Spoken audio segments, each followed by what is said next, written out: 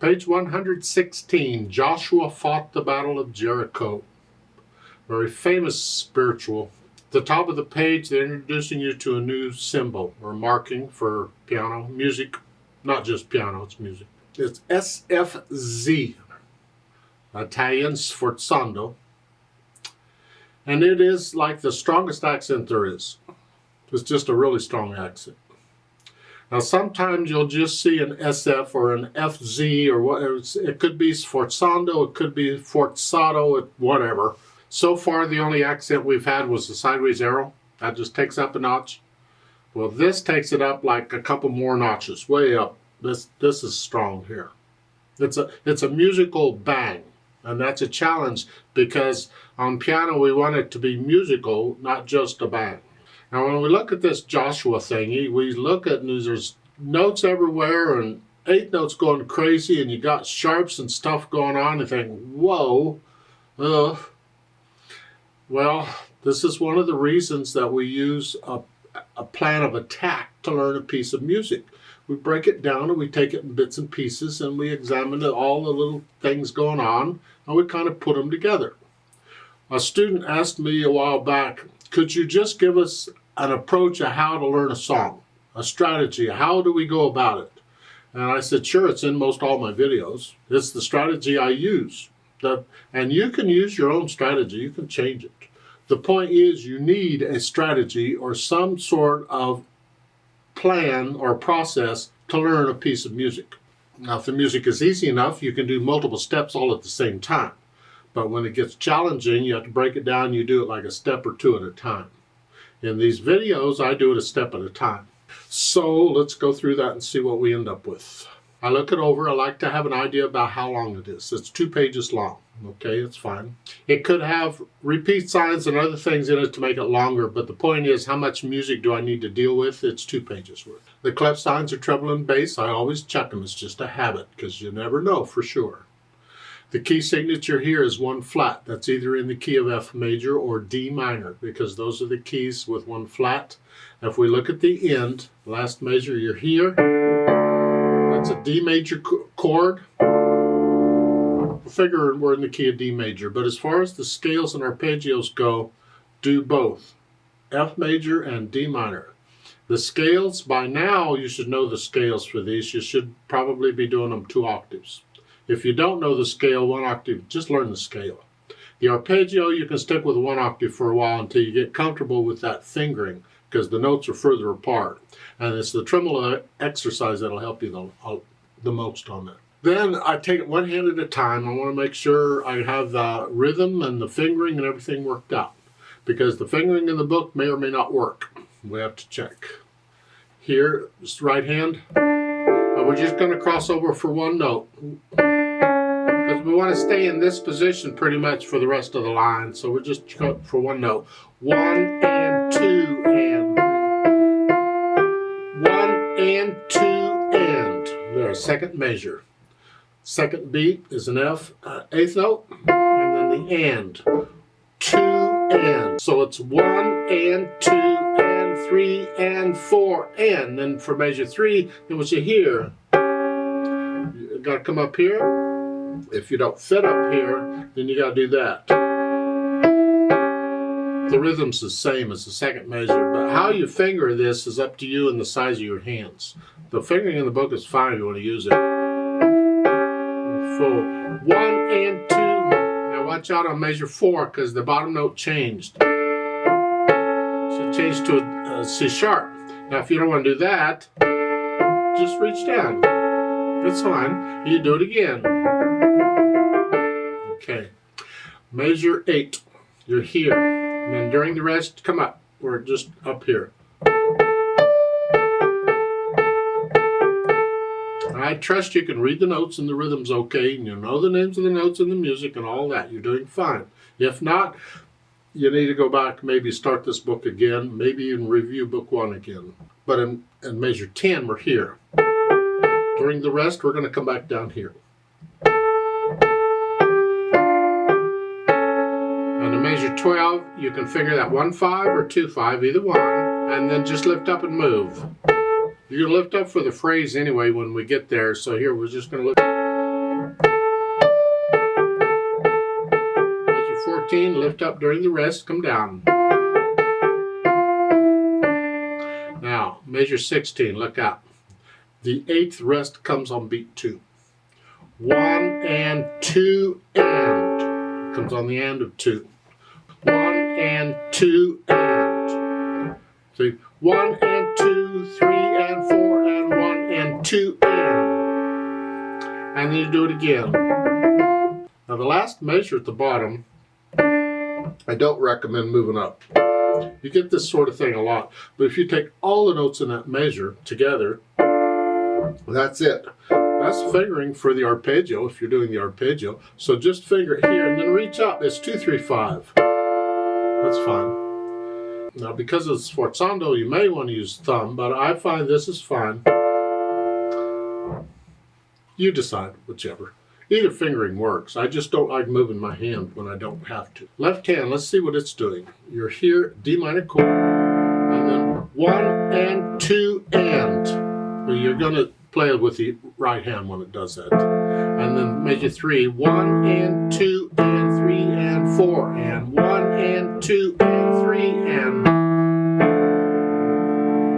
Now measure 7, you're coming down here. You have 2 beats rests. And then 1 and 2 and 3 and 4, and then you come down here for measure 9. 1, 2, 3, 4. 1. And then measure 12, just one beat, just cross over. 1 and 2 and that's tied. Lift up on beat 4 though. 1 and 2 and 3 and 4, and you do it again. At the end, last 2 measures or so. Come down. That's fine. There's other fingerings, but we can deal with this. Now, once I have an idea of the fingerings and the hands working and the rhythm and all that, then I attempt to put them together. And when I first do this, I probably hesitate all over. I don't care. That's fine. I just want to know how the hands are working together. It's here. Here. Right. When I play the F, the left hand comes up. 1 and 2 and 1 and 2. See, they all play together there in beat or measure 2. 1 and 2 and 4. 1 and 2 and 3 and 4 and 1 and 2. You put the hands together. And then go back over it a few hundred times slowly and get rid of any hesitations. Try not to look at the keyboard any more than you have to. You want to feel where these black keys are and if you're crossing over or whatever. Now when you have to just move, you got to look for that, okay. But otherwise, try not to look at the keyboard if you can help it.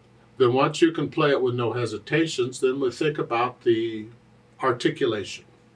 That's the slurs and the accents and the sforzando, however it is. At the beginning, it's connected. Accent on that boom, and the reason we accent that is typically you wouldn't even need an accent sign. It would be part of interpreting the music. It's a syncopated note. You're playing it sooner than you expect, because we expect in the second measure 1 and 2 and 3, 4 and 1 and 2 and 3, just common, just regular on the beat. But we're playing it quicker. 1 and 2. And so we accent it, and typically you would accent a syncopated note. So measures 3 and 4, they're accented too.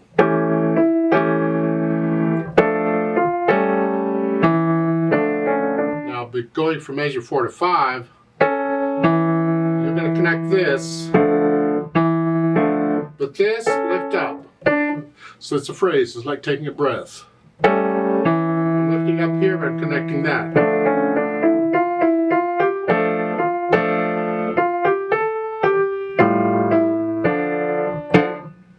And I'm on measure 8. Both hands come up on beat 3. 1 and 2 and 3. Because that's an accent that actually comes up before 3. But this stays down until beat 3. 1 and 2 and 3. Measure 9 and 10 and all that, I suggest you connect it. In the right hand, lift up for the rest. Otherwise, connect it.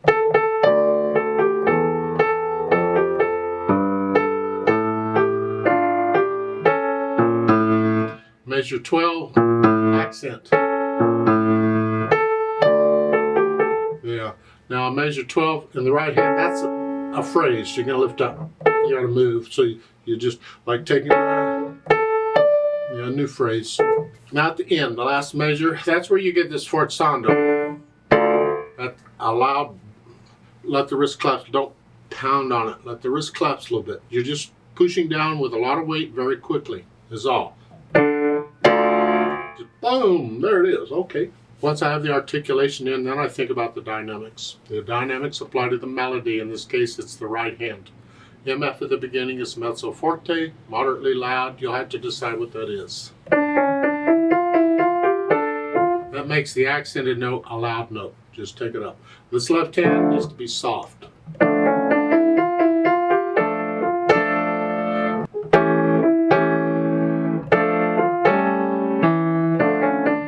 And you're staying pretty much there until measure 14. You'll have to play all that at moderately loud. You're in that area. You get a little louder and softer as you feel it. Yeah, like on this. I tend to want a crescendo up in that. Get a little loud. And then.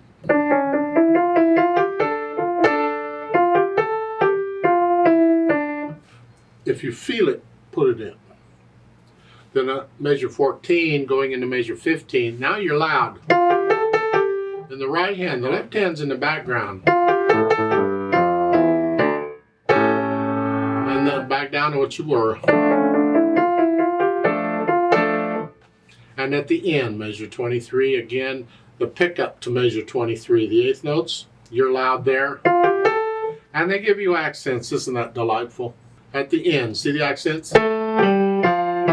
Let the wrist claps with each, and as part of interpreting it, you can separate those notes just a hair, because they're all accented. And at the end, that is a major boom. So it ends loud. Now the speed with vigor and swing. Well, okay, we can do the vigor. It's a little early in the morning for me, but I'll do vigor if I suppose. And the swing simply means we're going to swing the eighth notes. There's a little note there to swing them. That's what the swing is. Instead of 1 and 2 and, we're going to go 1 and 2 and 3 and 4. And there's different arrangements of this, and some will swing the eighth notes and some don't. Some arrangements do, some don't. I don't care. This does, so that's how we're going to do it. Swing them 1 and 2. You feel it 1 and 2 and 3 and 4.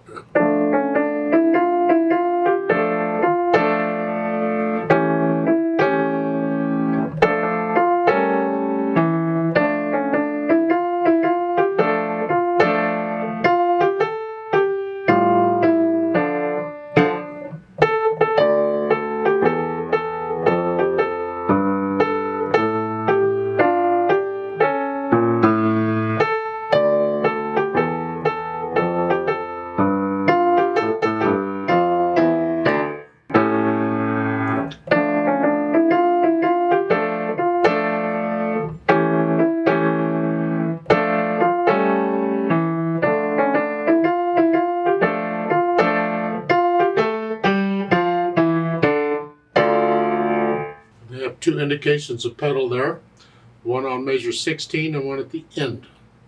You want to pedal those, that's fine. In this case, because it's loud and accented, put the pedal down with the notes. We kind of want an explosion here. Just put the pedal down with the notes, measure 16, and lift it up with the notes. They're having you overlap to measure 17. I disagree. I would lift it up so we get a little silent. Here. I want a little silence before I go on. They're telling you to overlap it. And with no silence, it's interpretation. And at the end, the same thing. Put the pedal down with the notes.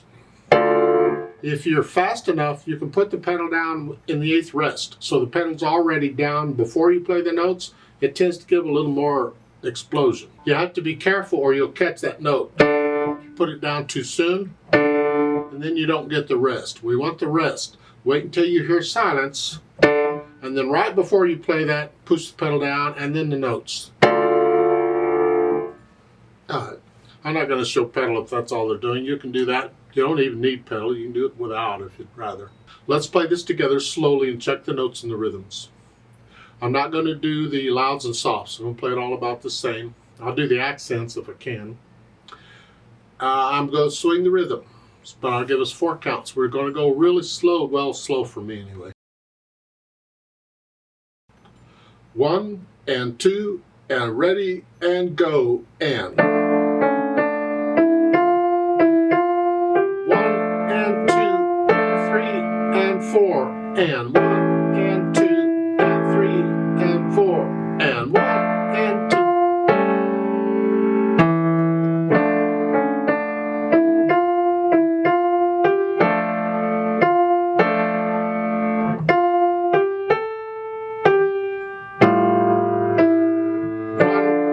Two and 3 and 1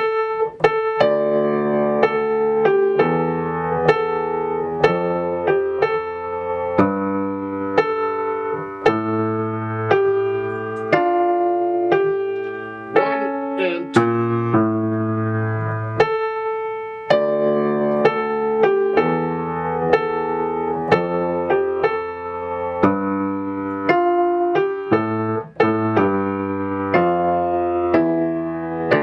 And 2 and 3 and 4 and 1